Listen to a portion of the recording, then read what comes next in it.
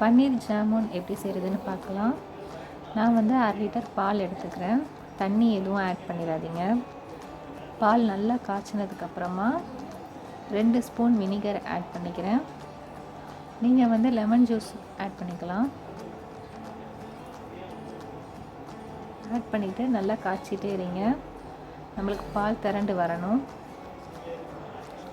இப்போது தண்ணி தனியாகவும் பன்னீர் தனியாகவும் திரண்டு வந்துருச்சு. நம்ம இதை வந்து வடித்து நம்ம பன்னீரை மட்டும் எடுத்துடலாம்.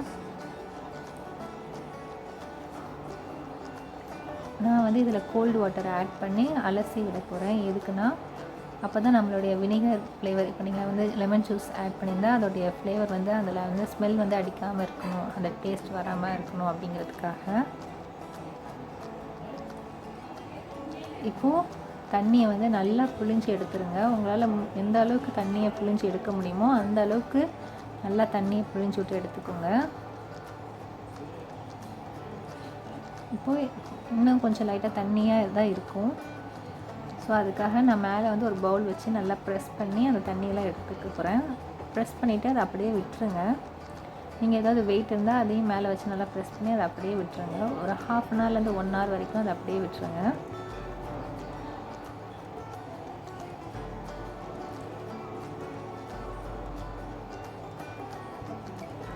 இப்போது தண்ணியெல்லாம் நல்லா வடித்ததுக்கப்புறமா ஒரு பிளேட்டில் போட்டு ஒரு 10 நிமிஷம் நல்லா பிசையணும். அப்போ தான் நம்மளால் உருண்டை பிடிக்க முடியும்.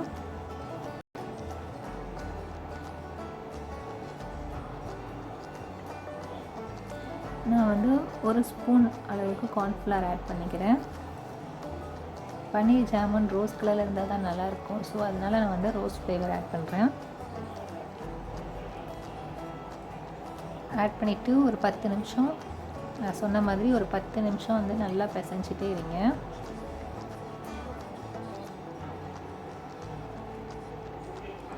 ஏன்னா நம்ம அடுப்பில் போடும்போது அது வந்து விட்டுறக்கூடாது. நல்லா அந்த பால்ஸ் வந்து திரண்டு அப்படியே விட்டுறாமல் நல்லா நம்மளுக்கு கிடைக்கணும் அப்படிங்கிறதுக்காக தான் நம்ம அந்த 10 நிமிஷம் பிசையணும். இப்போது நான் பிசைஞ்சிட்டு ஒரு 10 மினிட்ஸ் ஆகிடுச்சு. இப்போது சின்ன சின்ன பால்ஸாக எடுத்து உருட்டி வச்சுக்கோங்க.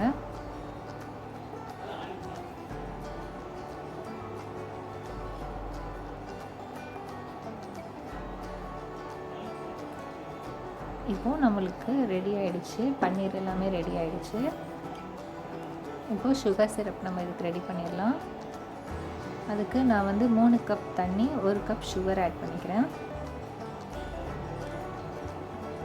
சுகரெல்லாம் நல்லா கரைஞ்சதுக்கப்புறமா இது வந்து ஆப்ஷனல் தான், நான் வந்து குல்கண்ட் ஆட் பண்ணுறேன். ஸோ இதில் வந்து இதுலேயும் பன்னீருடைய ஃப்ளேவர் வந்து இருக்குது. ஸோ எல்லாமே பன்னீருடைய இதழ்கள் தான், அதை வச்சு தான் வந்து குல்கண்ட் செஞ்சுருக்காங்க. ஸோ அது வந்து ரொம்ப வாசனையாக இருந்தால் ரொம்ப அழகாக இருக்கும். நீங்கள் வேணால் வந்து ரோஸ் வாட்டர் வந்து ஆட் பண்ணிக்கலாம்.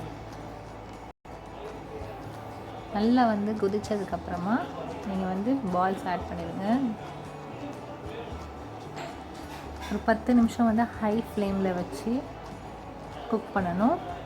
ஸோ நீங்கள் வந்து மூடி வச்சு ஒரு 10 நிமிஷம் ஹைலே வச்சுருங்க.